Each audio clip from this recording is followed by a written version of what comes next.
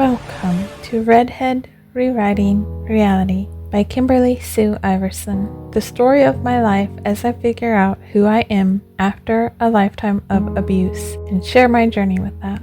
Sharing my journey of building my author career, the struggles, bettering self, and creating a new life. I'm a multi-genre author who's published more than 53 stories and coming to you from the Pacific Northwest. And this podcast is for you because, like me, you love stories, journeys, and you just want to relax for a bit.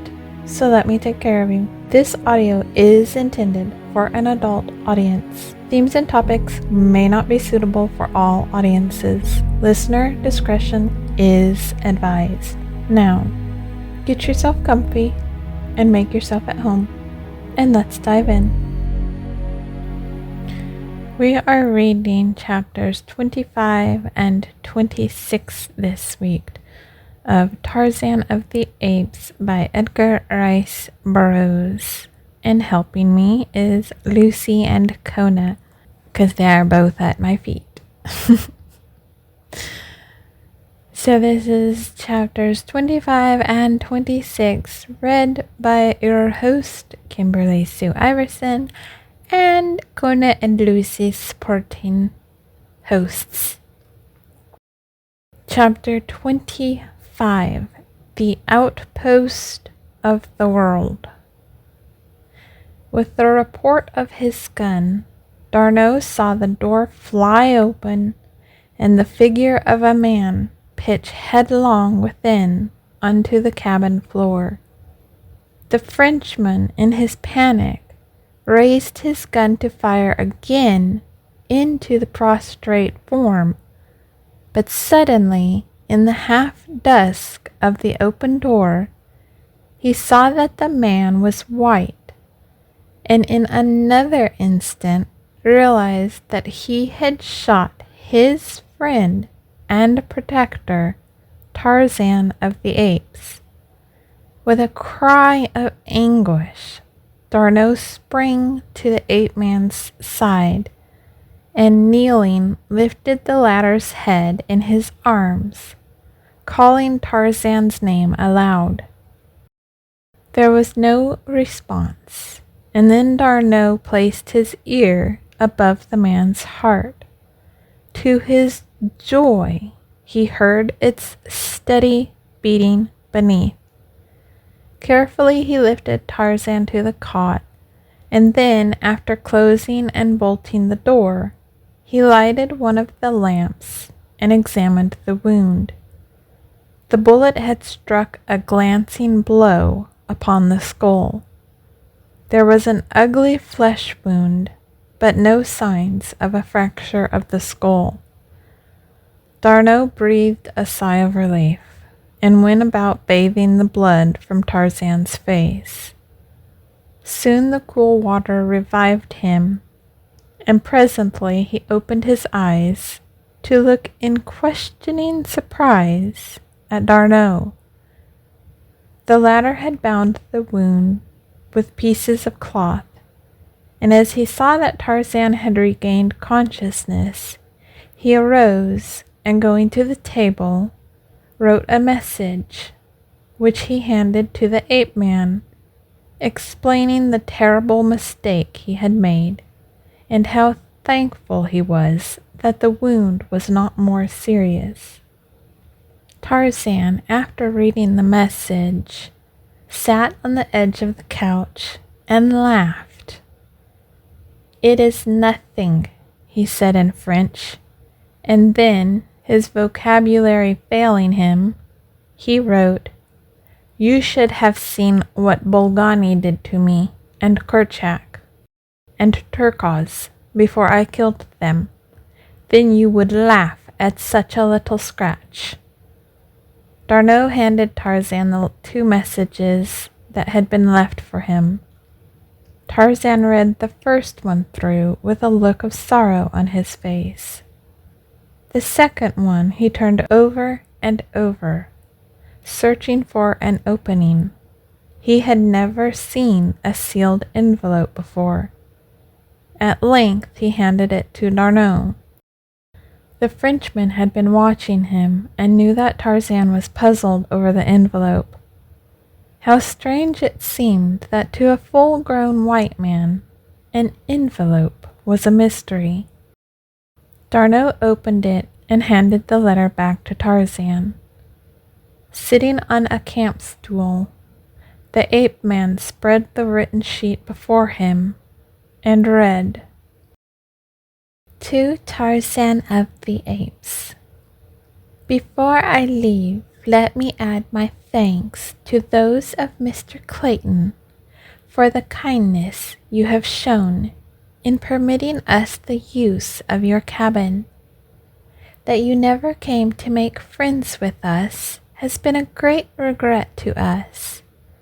We should have liked so much to have seen and thanked our host. There is another I should like to thank also, but he did not come back, though I cannot believe that he is dead. I do not know his name. He is the great white giant who wore the diamond locket upon his breast. If you know him and can speak his language, carry my thanks to him, and tell him that I waited 7 days for him to return. Tell him also that in my home in America, in the city of Baltimore, there will always be a welcome for him, if he cares to come. I found a note you wrote me lying among the leaves beneath a tree near the cabin.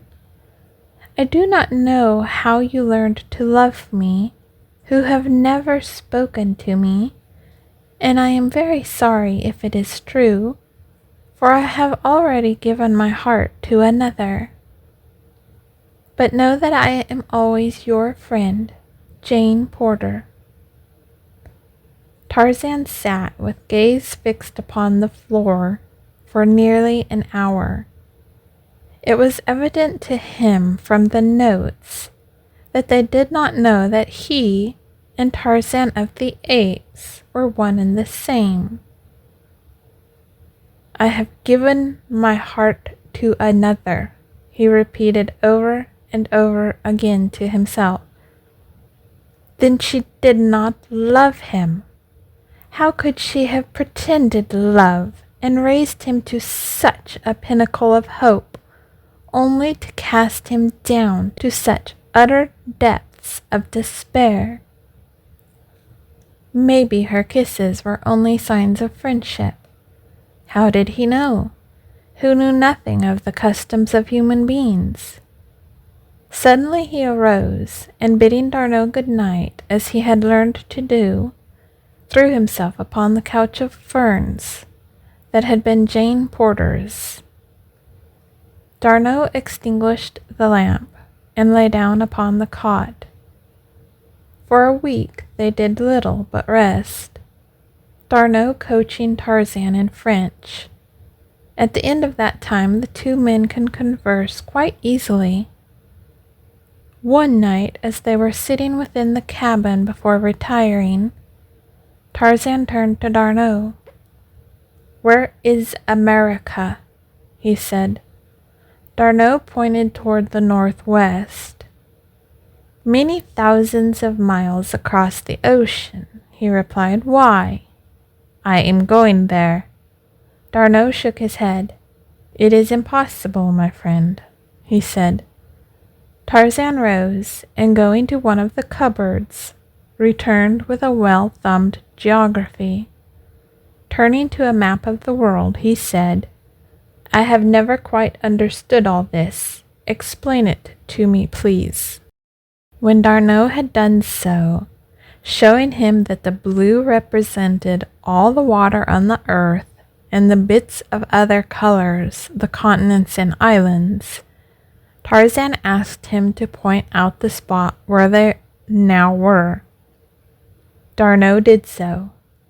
"Now point out America," said Tarzan, and as D'Arnot placed his finger upon North America, Tarzan smiled and laid his palm upon the page, spanning the great ocean that lay between the two continents.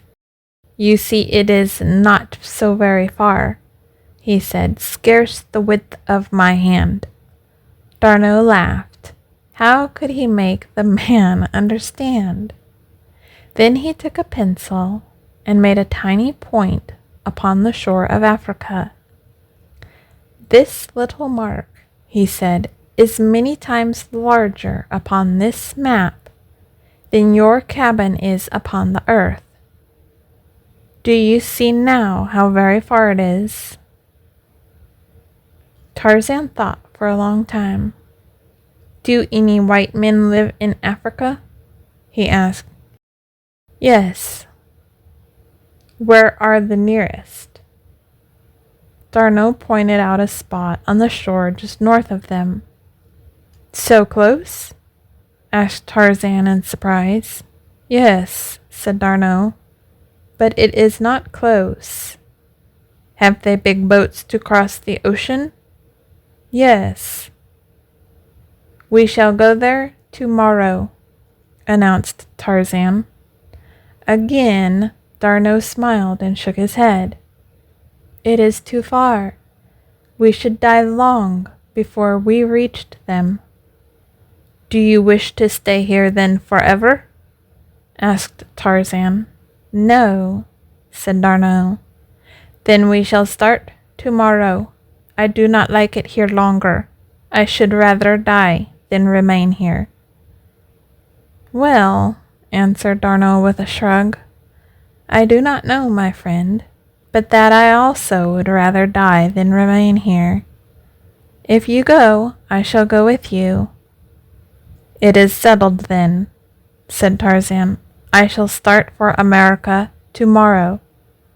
How will you get to America without money? Asked D'Arnot. What is money? Inquired Tarzan. It took a long time to make him understand, even imperfectly. How do men get money? He asked at last. They work for it. Very well, I will work for it, then. No, my friend, returned D'Arnot. You need not worry about money, nor need you work for it. I have enough money for 2, enough for 20, much more than is good for one man, and you shall have all you need if ever we reach civilization. So on the following day they started north along the shore, each man carrying a rifle and ammunition, beside bedding and some food and cooking utensils. The latter seemed to Tarzan a most useless encumbrance, so he threw his away. But you must learn to eat cooked food, my friend, remonstrated D'Arnot. No civilized men eat raw flesh. There will be time enough when I reach civilization, said Tarzan. I do not like the things, and they only spoil the taste of good meat. For a month they traveled north, sometimes finding food in plenty, and again going hungry for days. They saw no signs of natives, nor were they molested by wild beasts. Their journey was a miracle of ease. Tarzan asked questions and learned rapidly. D'Arnot taught him many of the refinements of civilization, even to the use of knife and fork, but sometimes Tarzan would drop them in disgust and grasp his food in his strong brown hands, tearing it with his molars like a wild beast. Then D'Arnot would expostulate with him, saying, You must not eat like a brute, Tarzan, while I am trying to make a gentleman of you. Mon Dieu, gentlemen do not thus. It is terrible. Tarzan would grin sheepishly and pick up his knife and fork again, but at heart he hated them. On the journey he told D'Arnot about the great chest he had seen the sailors bury, of how he had dug it up and carried it to the gathering place of the apes and buried it there. "It must be the treasure chest of Professor Porter," said D'Arnot. "It is too bad, but of course you did not know." Then Tarzan recalled the letter written by Jane to her friend, the one he had stolen when they first came to his cabin, and now he knew what was in the chest and what it meant to Jane. "Tomorrow we shall go back after it," he announced to D'Arnot. "Go back?" exclaimed D'Arnot. "But my dear fellow, we have now been 3 weeks upon the march. It would require 3 more to return to the treasure, and then, with that enormous weight which required, you say, 4 sailors to carry, it would be months before we had again reached this spot." "It must be done, my friend," insisted Tarzan. "You may go on toward civilization, and I will return for the treasure. I can go very much faster alone." "I have a better plan, Tarzan," exclaimed D'Arnot. "We shall go on together to the nearest settlement, and there we will charter a boat and sail back down the coast for the treasure, and so transport it easily. That will be safer and quicker, and also not require us to be separated. What do you think of that plan?" "Very well," said Tarzan. "The treasure will be there whenever we go for it, and while I could fetch it now and catch up with you in a moon or 2, I shall feel safer for you to know that you are not alone on the trail. When I see how helpless you are, D'Arnot, I often wonder how the human race has escaped annihilation all these ages which you tell me about. Why Sabor, single-handed, could exterminate 1,000 of you." D'Arnot laughed. "You will think more highly of your genus when you have seen its armies and navies, its great cities, and its mighty engineering works. Then you will realize that it is mind, and not muscle, that makes the human animal greater than the mighty beasts of your jungle. Alone and unarmed, a single man is no match for any of the larger beasts. But if 10 men were together, they would combine their wits and their muscles against their savage enemies, while the beasts, being unable to reason, would never think of combining against the men. Otherwise, Tarzan of the Apes, how long would you have lasted in the savage wilderness?" "You are right, D'Arnot," replied Tarzan. "For if Kerchak had come to Tublat's aid that night at the Dum-Dum, there would have been an end of me. But Kerchak could never think far enough ahead to take advantage of any such opportunity. Even Kala, my mother, could never plan ahead. She simply ate what she needed when she needed it, and if the supply was very scarce, even though she found plenty for several meals, she would never gather any ahead. I remember that she used to think it very silly of me to burden myself with extra food upon the march, though she was quite glad to eat it with me, if the way chanced to be barren of sustenance." "Then you knew your mother, Tarzan?" asked D'Arnot in surprise. "Yes, she was a great, fine ape, larger than I, and weighing twice as much." "And your father?" asked D'Arnot. "I did not know him. Kala told me he was a white ape, and hairless, like myself. I know now that he must have been a white man." D'Arnot looked long and earnestly at his companion. "Tarzan," he said at length, "it is impossible that the ape Kala was your mother. If such a thing can be, which I doubt, you would have inherited some of the characteristics of the ape. But you have not. You are pure man, and I should say, the offspring of highly bred and intelligent parents. Have you not the slightest clue to your past? Not the slightest, replied Tarzan. No writings in the cabin that might have told something of the lives of its original inmates? I have read everything that was in the cabin, with the exception of one book, which I know now to be written in a language other than English. Possibly you can read it. Tarzan fished the little black diary from the bottom of his quiver and handed it to his companion. D'Arnot glanced at the title page. It is the diary of John Clayton, Lord Greystoke, an English nobleman, and it is written in French, he said.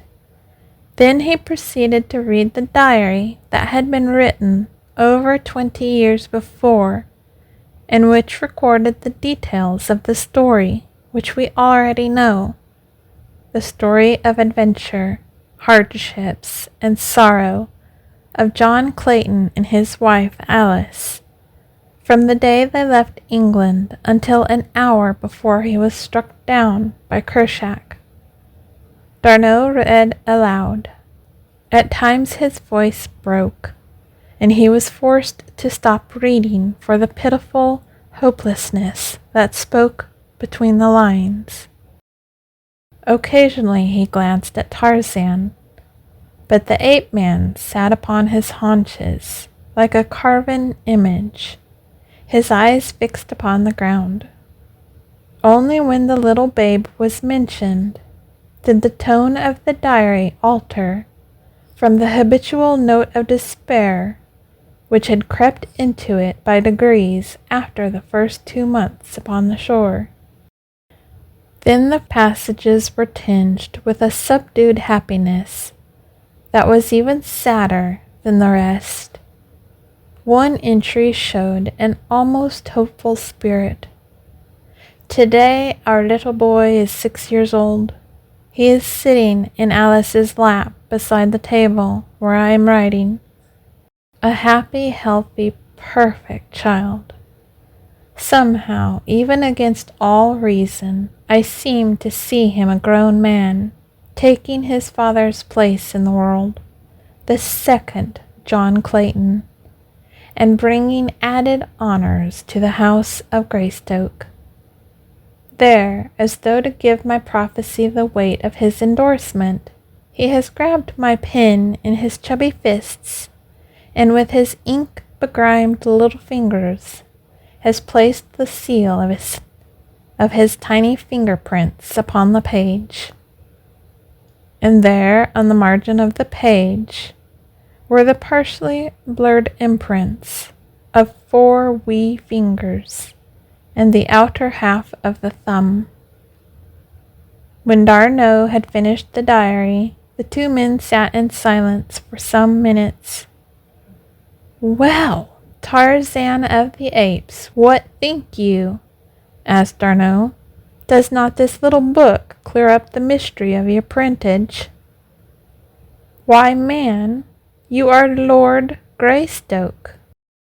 "The book speaks of but one child," he replied. "Its little skeleton lay in the crib, where it died crying for nourishment, from the first time I entered the cabin until Professor Porter's party buried it, with its father and mother beside the cabin. No, that was the babe the book speaks of, and the mystery of my origin is deeper than before, for I have thought much of late of the possibility of that cabin having been my birthplace. I am afraid that Kala spoke the truth," he concluded sadly. D'Arnot shook his head. He was unconvinced, and in his mind had sprung the determination to prove the correctness of his theory, for he had discovered the key which alone could unlock the mystery, or consign it forever to the realms of the unfathomable. A week later, the two men came suddenly upon a clearing in the forest.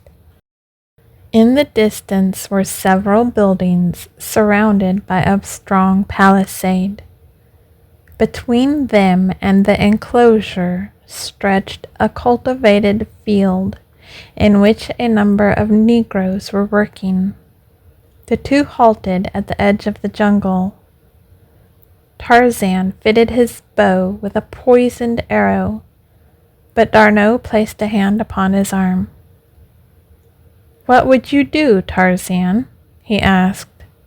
"They will try to kill us if they see us," replied Tarzan. "I prefer to be the killer." "Maybe they are friends," suggested D'Arnot. "They are black," was Tarzan's only reply, and again he drew back his shaft.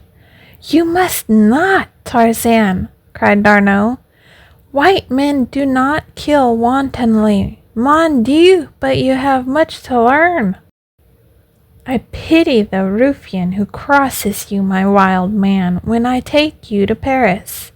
I will have my hands full keeping your neck from beneath the guillotine." Tarzan lowered his bow and smiled. "I do not know why I should kill the blacks back there in my jungle, yet not kill them here. Suppose Numa, the lion, should spring out upon us. I should say then, I presume, 'Good morning, Monsieur Numa. How is Madame Numa, eh?'" "Wait until the blacks spring upon you," replied D'Arnot. "Then you may kill them. Do not assume that men are your enemies until they prove it." "Come," said Tarzan, "let us go and present ourselves to be killed." And he started straight across the field, his head held high, and the tropical sun beating upon his smooth brown skin. Behind him came D'Arnot, clothed in some garments which had been discarded at the cabin by Clayton, when the officers of the French cruiser had fitted him out in more presentable fashion. Presently one of the blacks looked up, and beholding Tarzan turned, shrieking, toward the palisade. In an instant the air was filled with cries of terror from the fleeing gardeners, but before any had reached the palisade, a white man emerged from the enclosure, rifle in hand, to discover the cause of the commotion. What he saw brought his rifle to his shoulder, and Tarzan of the Apes would have felt cold lead once again, had not D'Arnot cried loudly to the man with the leveled gun, "Do not fire! We are friends!" "Halt then!" was the reply. "Stop, Tarzan!" cried D'Arnot. "He thinks we are enemies." Tarzan dropped into a walk, and together he and D'Arnot advanced toward the white man by the gate. The latter eyed them in puzzled bewilderment. "What manner of men are you?" he asked in French. "White men," replied D'Arnot. "We have been lost in the jungle for a long time." The man had lowered his rifle, and now advanced with outstretched hand. "I am Father Constantine of the French mission here," he said, "and I am glad to welcome you." "This is Monsieur Tarzan, Father Constantine," replied D'Arnot, indicating the ape man, and as the priest extended his hand to Tarzan, D'Arnot added, "And I am Paul D'Arnot of the French Navy." Father Constantine took the hand which Tarzan extended in imitation of the priest's act, while the latter took in the superb physique and handsome face in one quick, keen glance. And thus came Tarzan of the Apes to the first outpost of civilization. For a week they remained there, and the ape-man, keenly observant, learned much of the ways of men. Meanwhile, black women sewed white duck garments for himself and Arnaud, so that they might continue their journey properly clothed. Chapter 26. The Height of Civilization. Another month brought them to a little group of buildings at the mouth of a wide river, and there Tarzan saw many boats, and was filled with the timidity of the wild thing by the sight of many men. Gradually he became accustomed to the strange noises and the odd ways of civilization, so that presently none might know that 2 short months before, this handsome Frenchman in immaculate white ducks, who laughed and chatted with the gayest of them, had been swinging naked through primeval forests to pounce upon some unwary victim, which raw was to fill his savage belly. The knife and fork, so contemptuously flung aside a month before, Tarzan now manipulated as exquisitely as did the polished D'Arnaud. So apt a pupil had he been that the young Frenchman had labored assiduously to make of Tarzan of the Apes a polished gentleman, in so far as nicety of manners and speech were concerned. "God made you a gentleman at heart, my friend," D'Arnaud had said, "but we want his works to show upon the exterior also."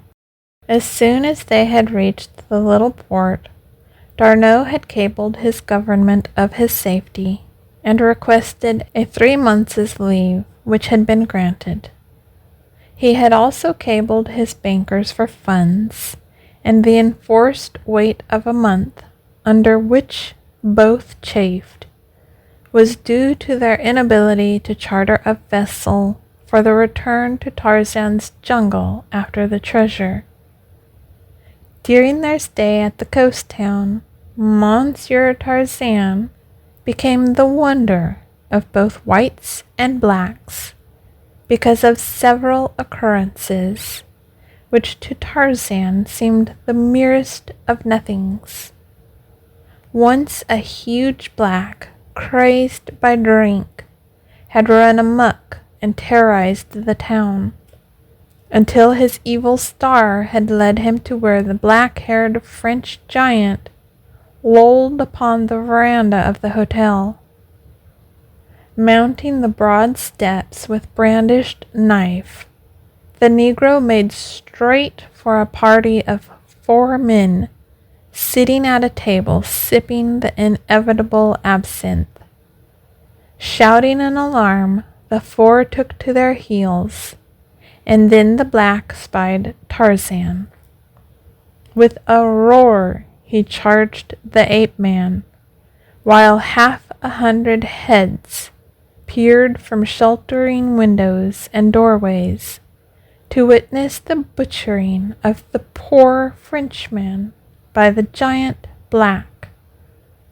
Tarzan met the rush with the fighting smile that the joy of battle always brought to his lips. As the Negro closed upon him, steel muscles gripped the black wrist of the uplifted knife hand, and a single swift wrench left the hand dangling below a broken bone. With the pain and surprise, the madness left the black man, and as Tarzan dropped back into his chair, the fellow turned, crying with agony, and dashed wildly toward the native village. On another occasion, as Tarzan and D'Arnaud sat at dinner with a number of other whites, The talk fell upon lions and lion hunting. Opinion was divided as to the bravery of the king of beasts, some maintaining that he was an arrant coward, but all agreeing that it was with a feeling of greater security that they gripped their express rifles when the monarch of the jungle roared about a camp at night. D'Arnot and Tarzan had agreed that his past be kept secret, and so none other than the French officer knew of the ape-man's familiarity with the beasts of the jungle. Monsieur Tarzan has not expressed himself, said one of the party. A man of his prowess who has spent some time in Africa, as I understand Monsieur Tarzan has, must have had experience with lions, yes? Some, replied Tarzan dryly, enough to know that each of you are right in your judgment of the characteristics of the lions you have met. But one might as well judge all blacks by the fellow who ran amok last week, or decide that all whites are cowards, because one has met a cowardly white. There is as much individuality among the lower orders, gentlemen, as there is among ourselves. Today we may go out and stumble upon a lion which is over timid. He runs away from us. Tomorrow we may meet his uncle or his twin brother, and our friends wonder why we do not return from the jungle. For myself, I always assume that a lion is ferocious, and so I am never caught off my guard. There would be little pleasure in hunting, retorted the first speaker, if one is afraid of the thing he hunts. D'Arnot smiled. Tarzan afraid. I do not exactly understand what you mean by fear, said Tarzan. Like lions, fear is a different thing in different men. But to me, the only pleasure in the hunt is the knowledge that the hunted thing has power to harm me as much as I have to harm him. If I went out with a couple of rifles and a gun-bearer and 20 or 30 beaters to hunt a lion, I should not feel that the lion had much chance, and so the pleasure of the hunt would be lessened in proportion to the increased safety which I felt. Then I am to take it that Monsieur Tarzan would prefer to go naked into the jungle, armed only with a jackknife to kill the king of beasts, laughed the other good-naturedly, but with the merest touch of sarcasm in his tone. And a piece of rope, added Tarzan. Just then the deep roar of a lion sounded from the distant jungle, as though to challenge whoever dared enter the lists with him. There is your opportunity, Monsieur Tarzan, bantered the Frenchman. I am not hungry, said Tarzan simply. The men laughed, all but D'Arnot. He alone knew that a savage beast had spoken its simple reason through the lips of the ape-man.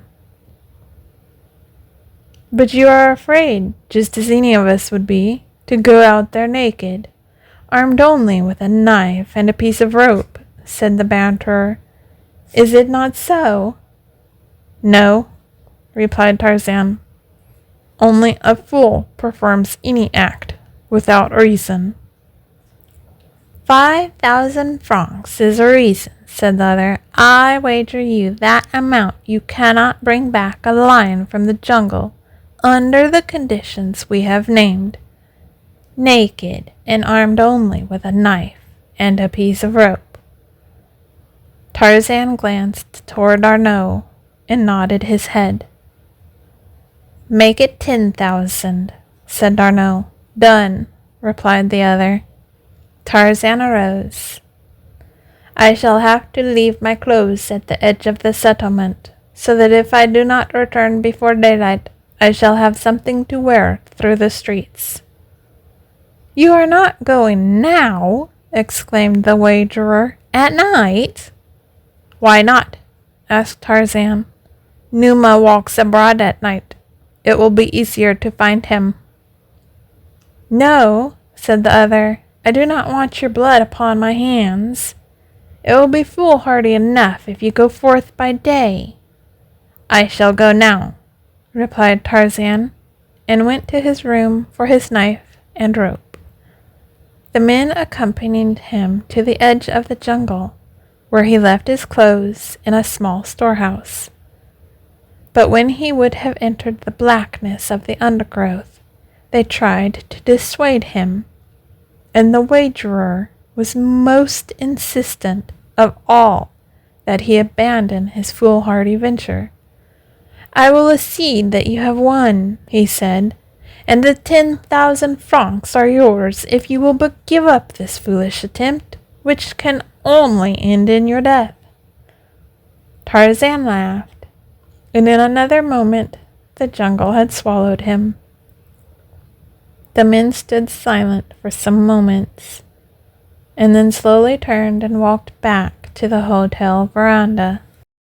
Tarzan had no sooner entered the jungle than he took to the trees, and it was with a feeling of exultant freedom that he swung once more through the forest branches. This was life. Ah, how he loved it! Civilization held nothing like this in its narrow and circumscribed sphere, hemmed in by restrictions and conventionalities. Even clothes were a hindrance and a nuisance. At last he was free. He had not realized what a prisoner he had been. How easy it would be to circle back to the coast, and then make toward the south and his own jungle and cabin. Now he caught the scent of Numa, for he was traveling upwind. Presently his quick ears detected the familiar sound of padded feet and the brushing of a huge fur-clad body through the undergrowth. Tarzan came quietly above the unsuspecting beast and silently stalked him until he came into a little patch of moonlight. Then the quick noose settled and tightened about the tawny throat, and as he had done it 100 times in the past, Tarzan made fast the end to a strong branch, and while the beast fought and clawed for freedom, dropped to the ground behind him, and leaping upon the great back, plunged his long thin blade 12 times into the fierce heart. Then with his foot upon the carcass of Numa, he raised his voice in the awesome victory cry of his savage tribe. For a moment Tarzan stood irresolute, swayed by conflicting emotions of loyalty to D'Arnot and a mighty lust for the freedom of his own jungle. At last the vision of a beautiful face and the memory of warm lips crushed to his dissolved the fascinating picture he had been drawing of his old life. The ape-man threw the warm carcass of Numa across his shoulders and took to the trees once more. The men upon the veranda had sat for an hour, almost in silence. They had tried ineffectually to converse on various subjects, and always the thing uppermost in the mind of each had caused the conversation to lapse. "Mon Dieu," said the wagerer at length, "I can endure it no longer. I am going into the jungle with my express and bring back that madman." "I will go with you," said one, "and I, and I, and I." chorused the others, as though the suggestion had broken the spell of some horrid nightmare. They hastened to their various quarters, and presently were headed toward the jungle, each one heavily armed. "God! What was that?" suddenly cried one of the party, an Englishman, as Tarzan's savage cry came faintly to their ears. "I heard the same thing once before," said a Belgian, "when I was in the gorilla country. My carriers said it was the cry of a great bull ape who has made a kill." D'Arnot remembered Clayton's description of the awful roar with which Tarzan had announced his kills, and he half smiled in spite of the horror which filled him to think that the uncanny sound could have issued from a human throat, from the lips of his friend. As the party stood finally near the edge of the jungle, debating as to the best distribution of their forces, they were startled by a low laugh near them, and turning, beheld advancing toward them a giant figure bearing a dead lion upon its broad shoulders. Even D'Arnot was thunderstruck, for it seemed impossible that the man could have so quickly dispatched a lion with the pitiful weapons he had taken, or that alone he could have borne the huge carcass through the tangled jungle. The men crowded about Tarzan with many questions, but his only answer was a laughing depreciation of his feat. To Tarzan it was as though one should eulogize a butcher for his heroism in killing a cow, for Tarzan had killed so often for food and for self-preservation that the act seemed anything but remarkable to him. But he was indeed a hero in the eyes of these men accustomed to hunting big game. Incidentally, he had won 10,000 francs, for D'Arnot insisted that he keep it all. This was a very important item to Tarzan, who was just commencing to realize the power which lay beyond the little pieces of metal and paper which always changed hands when human beings rode or ate or slept or clothed themselves or drank or worked or played or sheltered themselves from the rain or cold or sun. It had become evident to Tarzan that without money one must die. D'Arnot had told him not to worry, since he had more than enough for both, but the ape man was learning many things, and one of them was that people looked down upon one who accepted money from another without giving something of equal value in exchange.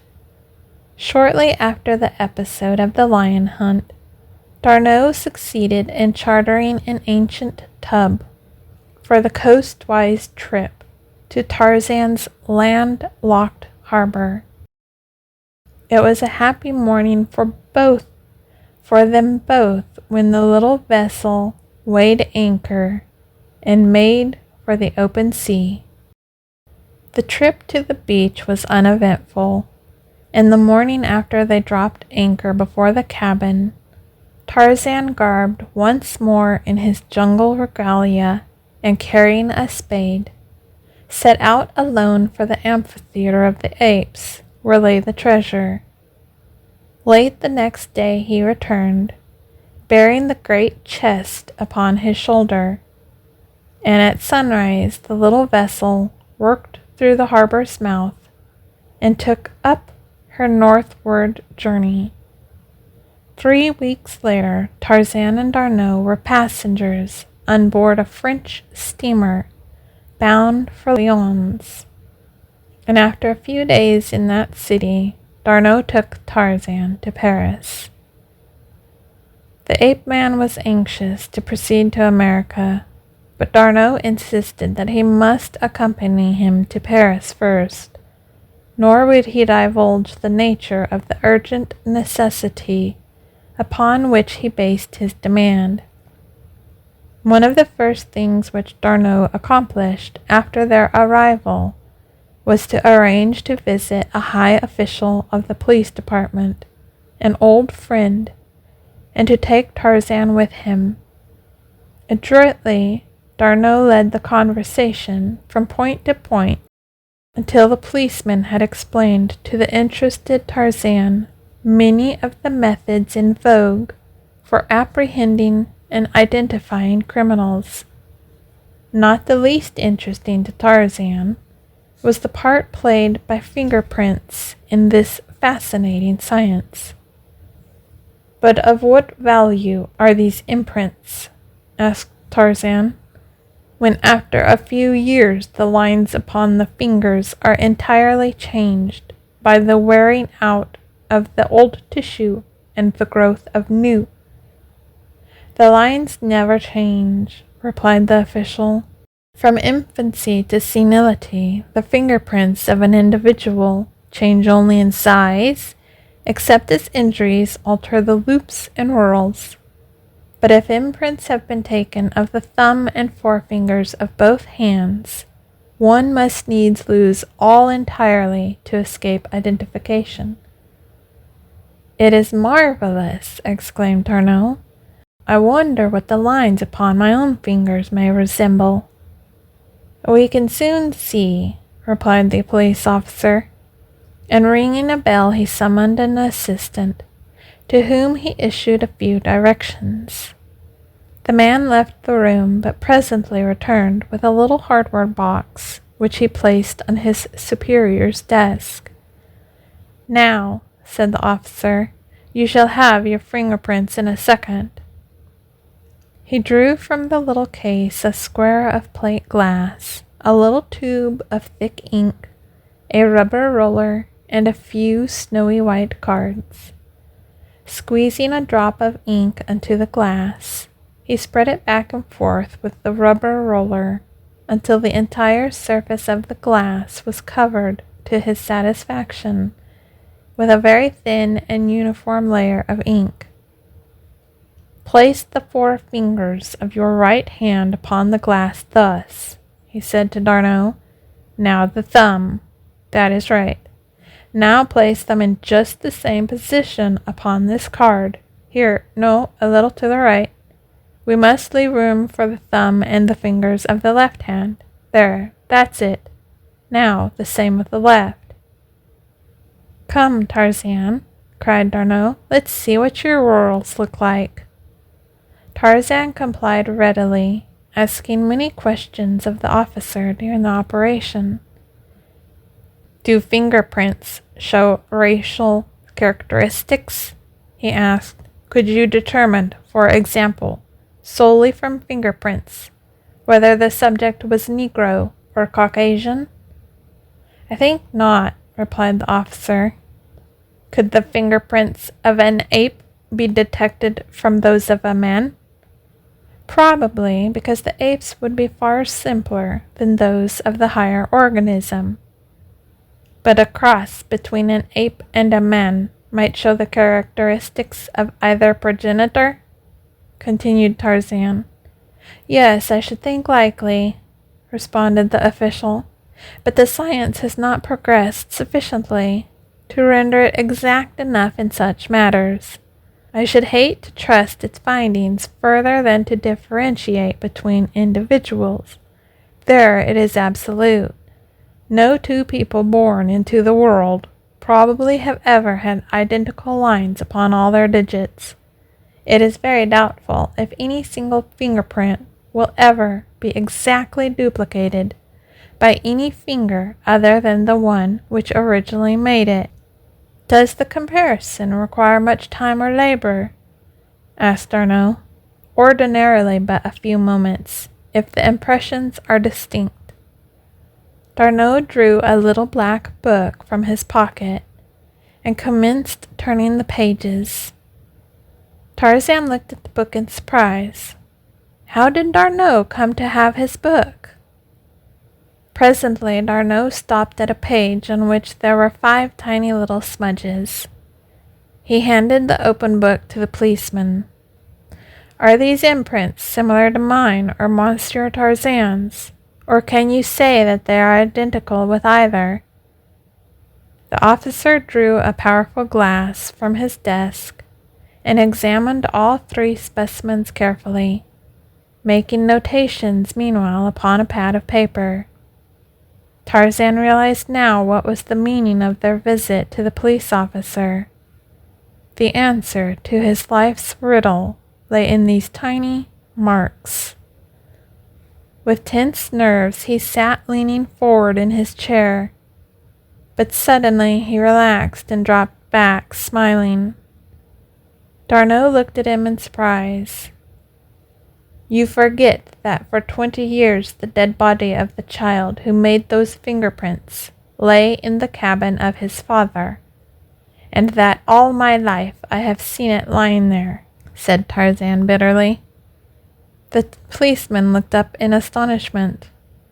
Go ahead, Captain, with your examination, said D'Arnot. We will tell you the story later, provided Monsieur Tarzan is agreeable.